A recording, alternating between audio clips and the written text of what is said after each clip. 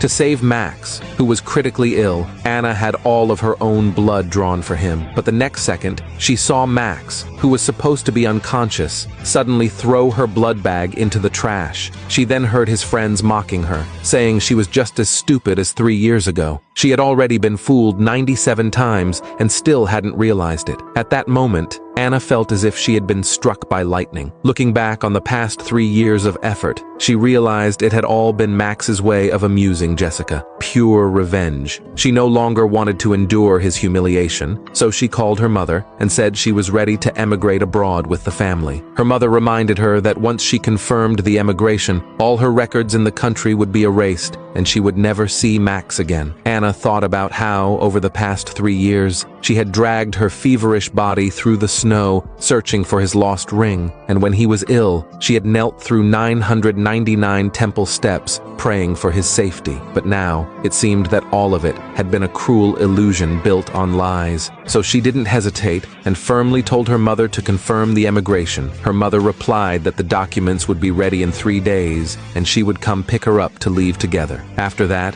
Anna went home, looked at the photos of her and Max on the table, and couldn't help but recall their once sweet memories. Back then, she thought she had found her true love, but she never imagined that her genuine devotion was nothing but a joke. So she went out to the yard, burned all their photos, and said goodbye to the past for good. The next morning, Max returned home from the hospital. As soon as he saw Anna, he questioned why, after so many days, she hadn't come to visit him even once. Anna mocked him, saying if his injuries were so serious, how could he have been discharged so quickly? Max explained that it was because she had given him her blood that he recovered so fast. Anna didn't want to deal with him anymore and turned to leave. Max thought she was still angry about Jessica, so he hurried to grab her hand, explaining that since he was hurt, Jessica had only come to visit as a friend. Anna coldly said she didn't care about his social circle. Max suddenly felt that Anna seemed different from before, colder, more distant, but he didn't think too much of it, and even invited her to a welcome banquet hosted by his friends. Anna, knowing she would be leaving soon, decided to play along one last time and agreed to go. But as soon as they arrived at the party, Jessica mocked Anna, saying she could make Max leave anytime she wanted. Sure enough, the next moment, Jessica whispered something in Max's ear, then left the room, and Max followed her immediately without even looking back. No sooner had they left than the friends started joking about how energetic Max was, that he'd barely left the hospital after cuddling up with someone for days,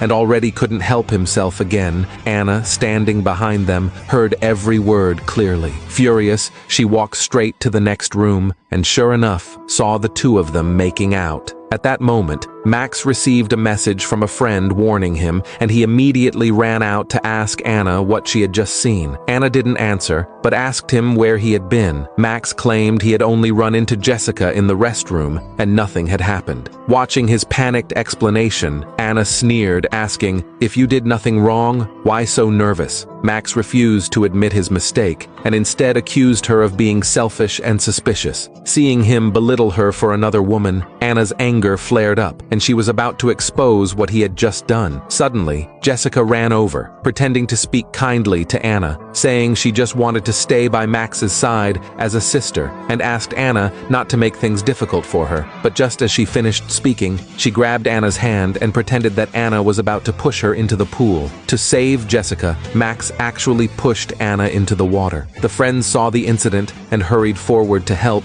trying to rescue her, but Max stopped them. He thought Anna had intentionally pushed Jessica, so he used this as a way to punish her. He didn't even care that Anna couldn't swim, and ordered everyone to let her climb out on her own. Then, he left with Jessica. When Anna opened her eyes again, she was already back home, but from staying in the water too long, she had developed a fever. She clearly remembered taking medicine under Max's care, but her head only grew dizzier. Sensing something was wrong, she went to the hospital. Through the doctor's explanation, she learned that what she had taken wasn't fever medicine, but sleeping pills. Just then, her phone rang beside her.